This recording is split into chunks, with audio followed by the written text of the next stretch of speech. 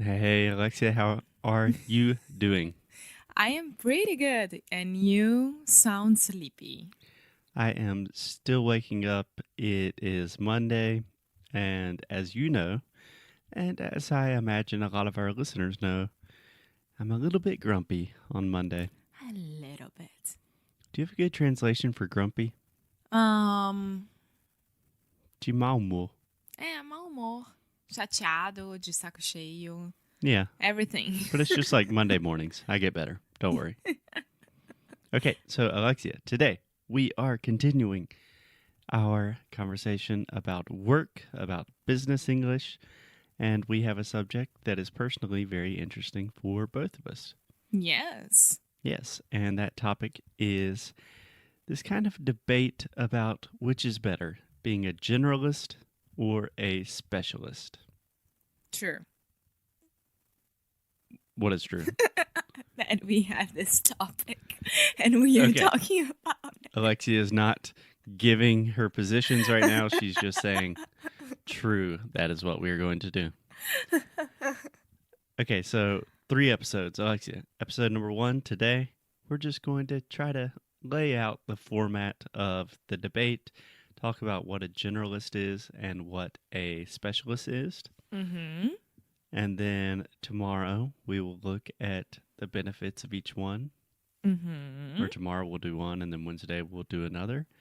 And kind of decide where we think we fit in and what's best for everyone. I already know the answer for everything.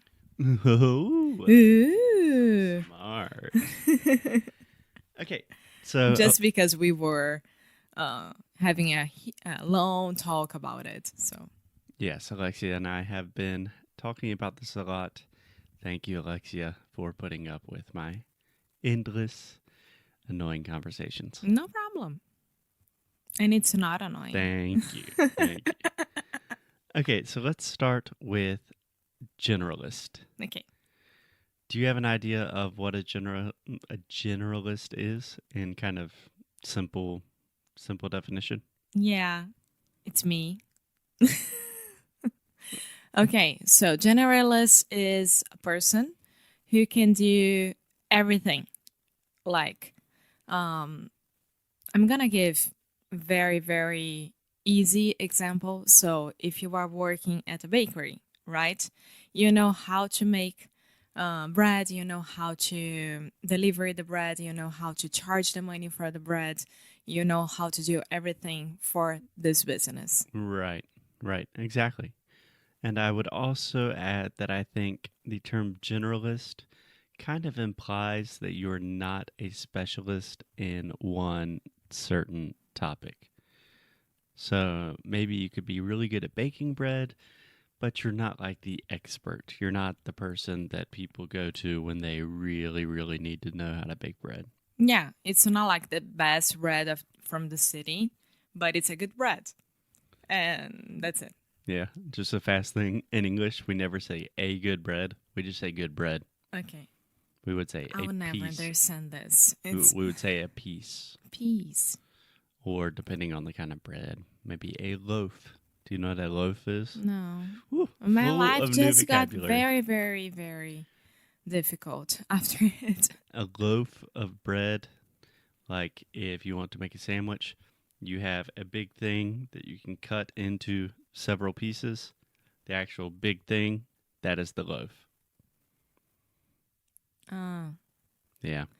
Unnecessary Why do you word. do that? And bun? What's a bun? A bun? Bun depends. You have hamburger bun. You have a hot dog bun. A bun can be used in a lot of different things. Bao bao bun. Bao bao bun is... that is a very complicated reference to a French bulldog that Alexia loves. He's bun bun. Okay, so this podcast is not about Frenchies or about sandwiches. No, okay, so let's go back to generalist, the meaning of it. Yes, so let me start with a question. Do you understand the phrase, jack of all trades, master of none? Uh-huh.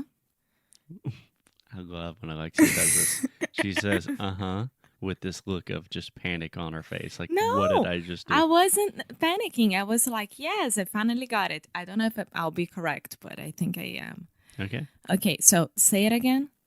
Jack of all trades, master of none. So, um, you fake it till you make it. I have no idea. We appreciate the effort, Alexia. I think that I know, but I don't know. Okay. So, if you recall, we watched a show on Netflix called Master of None, That's true. who, by the way, is by a comedian I love named Aziz Ansari, who is from my home state of South Carolina. Yay! Yes, the second season is much better than the first, if you're interested. I prefer the first. Second season, they're in Italy. It's amazing. Yeah, but I prefer the first. Okay, so a jack of all trades, master of none, that refers to a generalist. I wrote down a definition here. It says, a jack of all trades, master of none, is a figure of speech used in reference to a person who has dabbled in many skills rather than gaining expertise in focusing in just one skill. Yeah. Yeah. Honestly, that's what I thought it would be, but I could never explain. Yeah. Do you understand the word dabbled? No. Dabble is just kind of getting your feet wet, not really. If someone says, oh, do you practice yoga? You could say, dabble in yoga. It's like, yeah, I go to yoga, but I'm definitely not an expert. Okay. Yeah. Cool.